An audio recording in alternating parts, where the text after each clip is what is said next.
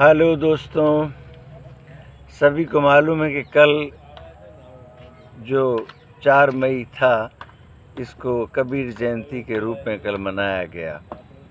कबीर बहुत बड़े अपने आप में समाज सुधारक और उल्हाना देने वाले कवियों में माने जाते हैं। संत कबीर दास जी। ओशो की वाणी में अगर एक बार कही जाए बात, तो ओशो ने कई बार जो है कबीर को बुद्ध से भी ऊपर बताया है, क्योंकि बुद्ध की भाषा सधी हुई भाषा है, पढ़े लिखों की भाषा है, जबकि कबीर की भाषा आम जनमानस की भाषा है, खिचड़ी भाषा है, सधुकड़ी भाषा है। ठीक है, तो मैं कबीर के बारे में क्योंकि कई बार लिख चुका हूँ, बहुत पोस्ट मैंने लिखी हैं, इसलिए कल मैंने इस बारे में कोई चर्चा नहीं की, क्योंकि मेरा उद्देश्य था कि नेक्स्ट डे हम कबीर को याद करें। और कबीर को ही क्यों याद करें, हम उन तमाम गुरुओं और कवियों के बारे में चर्चा करें जो उस भक्ति काल के दौरान, जब भारत में मुग़ल काल चल रहा था, कि ये पैदा हुए। ठीक है, तो इन अगर समस्त कवियों की मैं बात करूं, तो इनमें नाम आता है रैदास, कबीरदास, गुरु नानक देव, मीराबाई, सूरदास, रसखान, अब्दुल रहीम खान खाना और तुलसीदास। तुलसीदास इनमें अंतिम है। ठीक है, तो क्योंकि सूरदास, मीरा और रसखान, इनका समाज से कोई लेना देना नहीं रहा।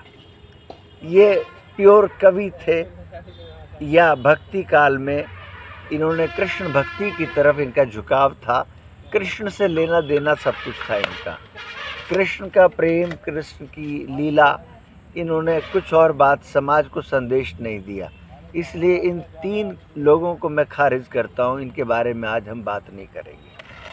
रही बात अब्दुल रहीम खान खाना की, तो अब्दुल रहीम खान खाना क्योंकि एक दरबारी कवि थे, अकबर के बहुत प्यारे थे, वो मनसबदार थे, अमीर थे, और उन्होंने नीति के दोहे लिखे। नीति, समाज में जो विखंडन था, समाज के अंदर जो विषमता व्याप्त थी, उसके बारे में अब्दुल रहीम खान खाना ने बात नहीं की, तो हम उनका जिक्र भी यहाँ नहीं करेंगे। अब हम स्टार्ट करते हैं। इसमें हम 4 लोगों को लेंगे, रैदास, कबीर, तुलसीदास और गुरु नानक देव। ठीक है, तो ये तो सब जानते हैं कि इन 3 लोगों ने, जो तुलसीदास से पहले हुए, इन तीनों ने समाज को एक दिशा देने की कोशिश की। कोशिश ये कि समाज में किसी तरह की विषमता ना रहे। जातिगत विषमता छोड़िए, इन्होंने लोगों को धार्मिक तौर पर भी अलग ना होने की सलाह दी। इनकी सभी शिक्षाओं में लोगों को एक पाठ पढ़ाया गया, एक संदेश दिया गया कि सब एक हो जाएं। ठीक है, तो मैं सबसे पहले सबसे सीनियर मोस्ट है ना, रैदास, संत शिरोमणि गुरु रैदास का जिक्र करता हूँ।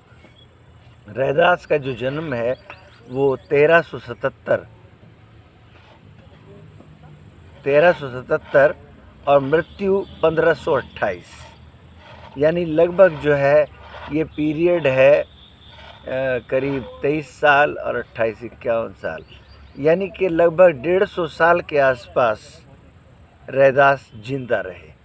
ठीक है, ये सबसे लंबी आयु जीने वाले गुरुओं में से एक है इन 4 में। तो रैदास की वाणी में देखिए आप क्या लिखा गया है, क्योंकि रैदास के तो बहुत बाद तुलसीदास पैदा हुए, पर जातिगत विषमता उस समय भी चरम पर थी, तो रैदास का पूरा फोकस इस पर है।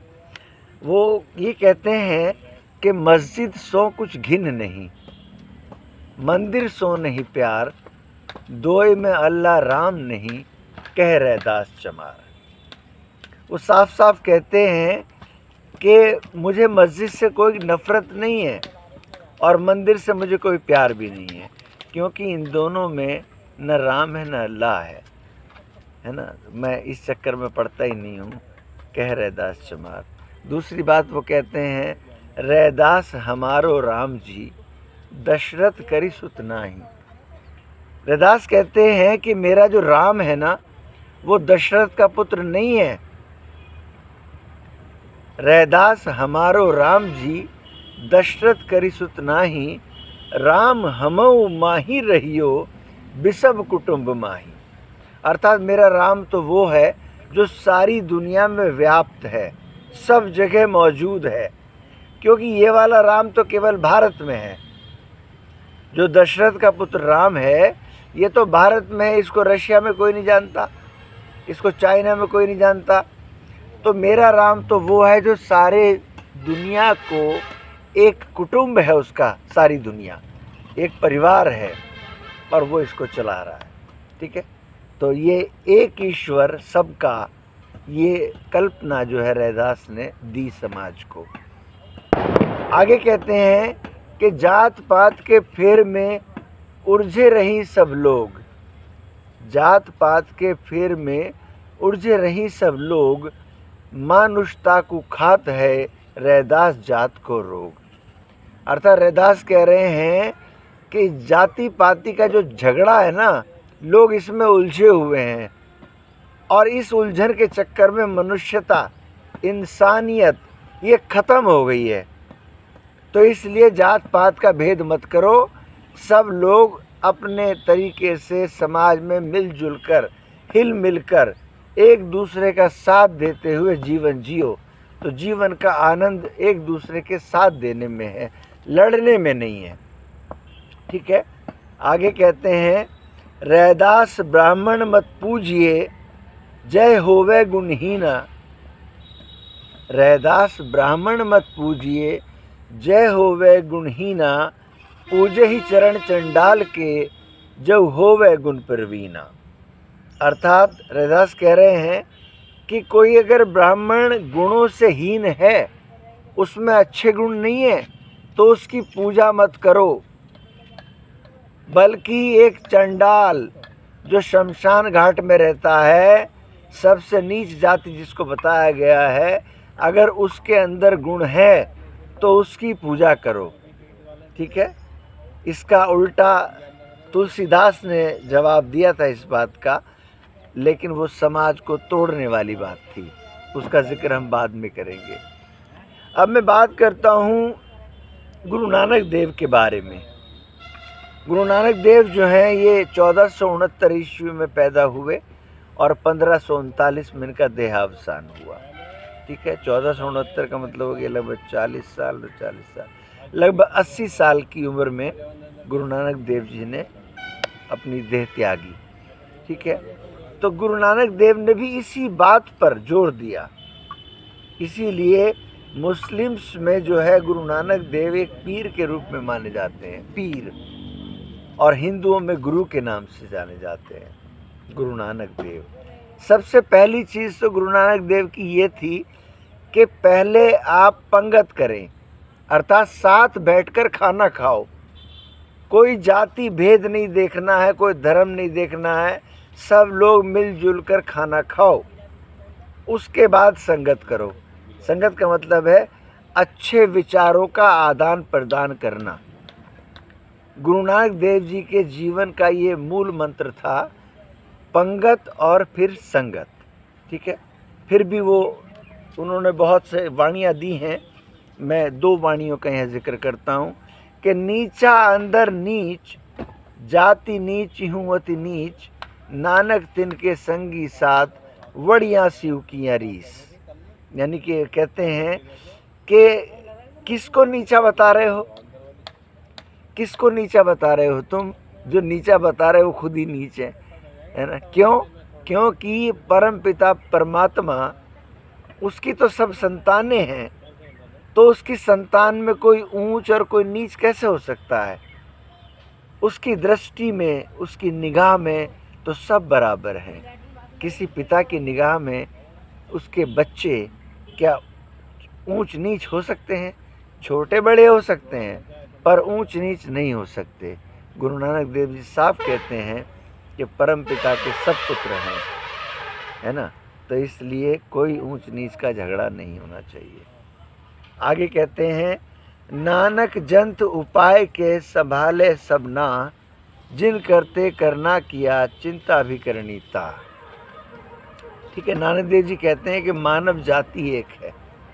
मानव जाति, क्योंकि बहुत सारे उदाहरण देते हैं वो कि 2 हाथ हैं, 2 कान हैं, 2 पैर हैं।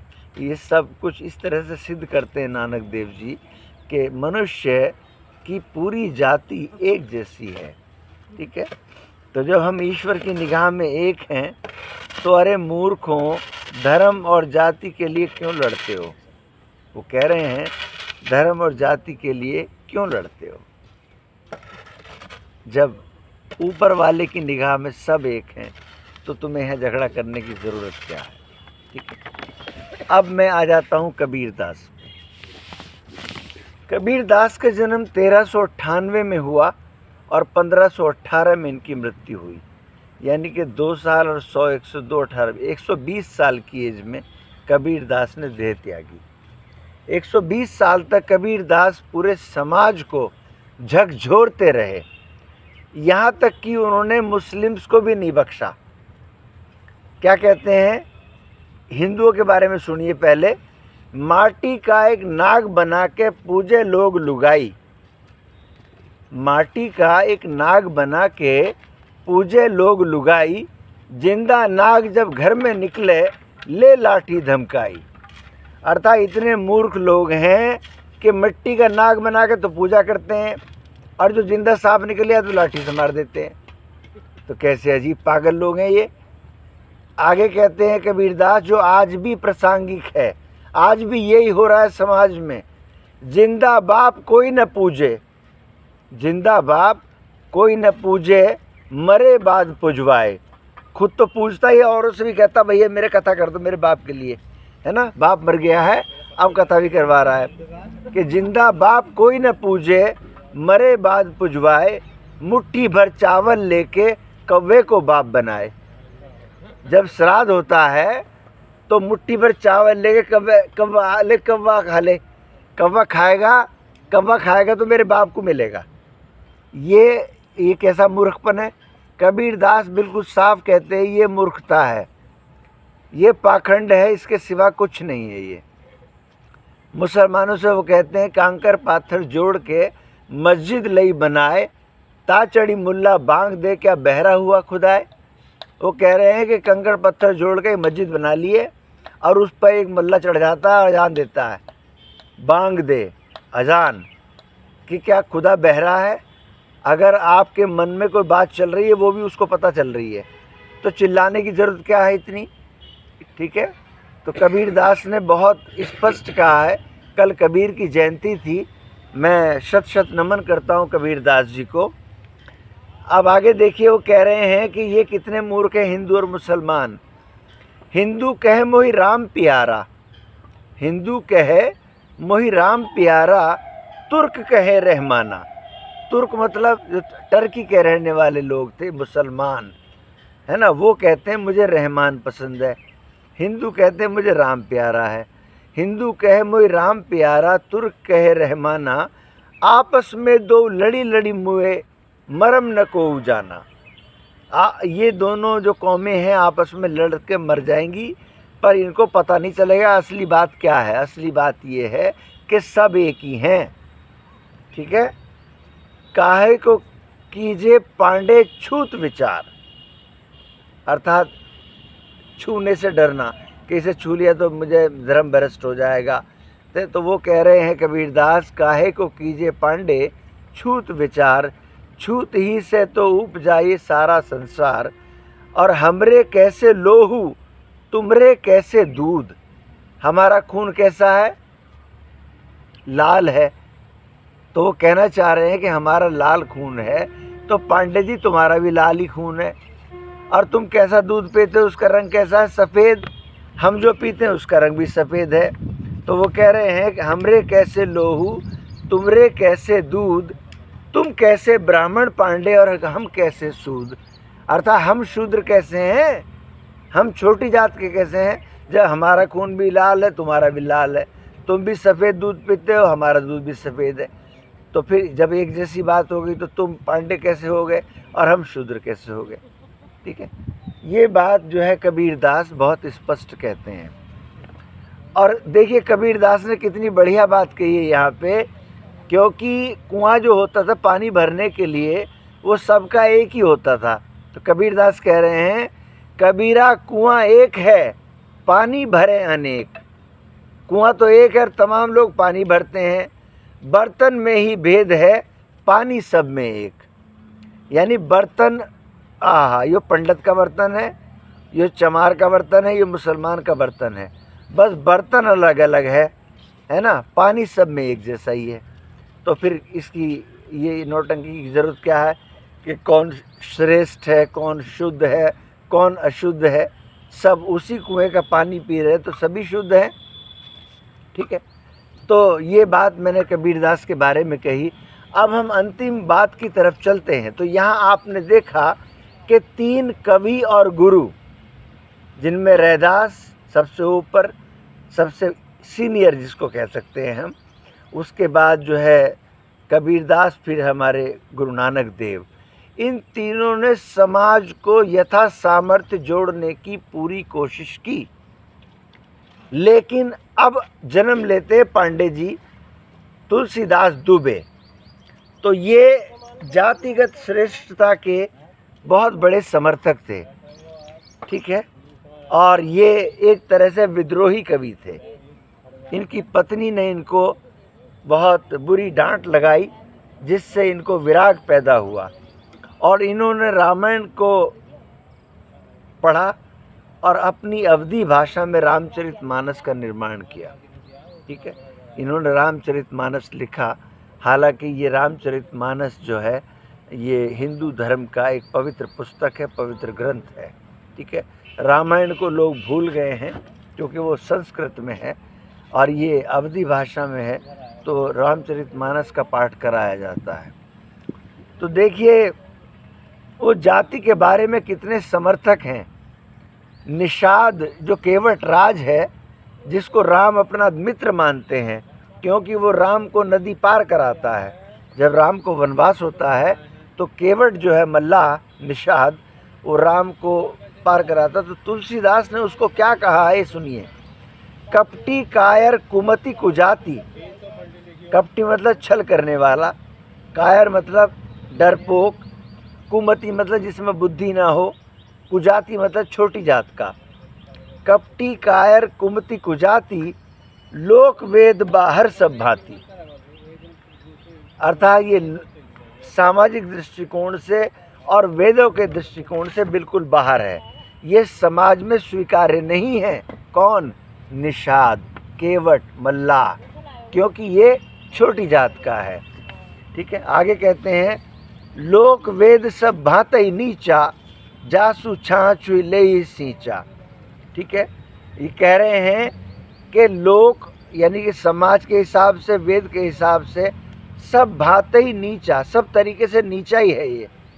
जासु छा छुई, अर्थात इसकी छा मतलब छाया अगर आप पर पड़ जाए, छूना तो दूर छोड़िए, अगर इसकी छाया भी पड़ गई तो आपको नहाना पड़ेगा, इतना बेकार है ये। ठीक है, तो ये निकृष्टतम रचना हम तुलसीदास की कह सकते हैं कि ऐसी विचारधारा को देने वाले व्यक्ति को हम महाकवि कैसे कहें। ठीक है, तुलसीदास का ढोल गंवार शूद्र पशु नारी, ये सकल ताड़ना के अधिकारी, इस पर इन दिनों बहुत डिबेट चल रही है।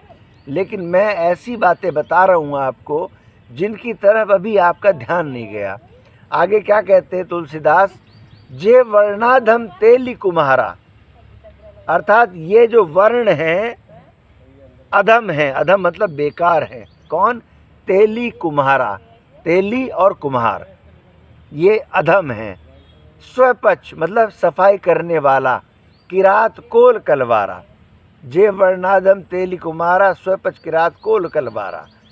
अर्थात ये किरात,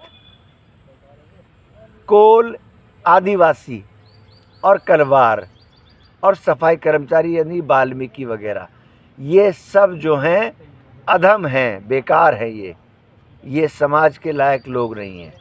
ठीक है, आगे कहते हैं, अधम जाति में विद्या पाए, बहेहु यथा अहि दूध पिलाए। अधम जात मतलब नीच जाति में अगर कोई आदमी नीच जाति का है और उसको विद्या दोगे तो समझ लेना ये काम कर रहे हो कि जैसे सांप को दूध पिलाने से वो और जहरीला हो जाता है, तो ऐसे ही नीच जाति के लोगों को अगर शिक्षा दी जाएगी तो ये और ख़तरनाक हो जाएंगे, इसलिए इन्हें शिक्षा मत दो। तुलसीदास का स्पष्ट कहना है, अधम जाति में विद्या पाए, बहेहु यथा अहि दूध पिलाए। जैसे सांप को दूध पिलाते ना और वो और जहरीला हो जाता है, ऐसी नीच जाति के लोगों को शिक्षा मत दो। ठीक है, रैदास ने जो कहा था कि ब्राह्मण को मत पूजिए, है ना, जो होवे गुणहीना, पूजे चरण चंडाल के, जो होवे गुण प्रवीणा। तो तुलसीदास ने इस बात को पलट दिया, अब यह जातिवाद कर दिया। वो कहते हैं, पूजे ही विप्र सकल गुणहीना, शूद्र न पूजे ही वेद प्रवीणा। तुलसीदास कह रहे हैं कि पंडित जाति का जो है उसमें कोई भी गुण ना हो तो उसकी पूजा तब भी करो, लेकिन अगर शूद्र पूरा ज्ञानी है, सब वेद याद रख रखे हैं, सब कुछ कर रखा है, तब भी उसकी पूजा कभी नहीं हो सकती, क्योंकि वो नीच जाति का है। ठीक है, ये तुलसीदास ने स्पष्ट कहा, पूजे ही विप्र सकल गुणहीना, कोई गुण ना हो पर पंडित हो तो पूजा करो उसकी। और जिस नीच जाति के आदमी में सारे गुण हैं, सब कुछ जानता है, तब भी उसकी पूजा कभी मत करो। ठीक है, आगे कहते हैं, नारी के बारे में देखिए क्या कहते हैं तुलसीदास, कितना गंदा दृष्टिकोण ये अपनाया है। भ्राता पिता पुत्र उर्गारी, पुरुष मनोहर निरखत नारी, हो ये विकल सक मन ही न रोकी, जिमी सब मनि द्रव सब ही बिलोकी। अर्थात वो कहते हैं कि नारी जो है ना, स्त्री, ये भाई नहीं देखती, पिता नहीं देखती, पुत्र नहीं देखती, गैर मर्द नहीं देखती, ये एकदम सुंदर पुरुष देखती है तो व्याकुल हो जाती है उसे पाने के लिए। स्त्री के चरित्र को इतना गिरा दिया तुलसीदास ने कि ये भाई नहीं देखती, पिता नहीं देखती, कुछ नहीं देखती, और ये वासना की भूखी है।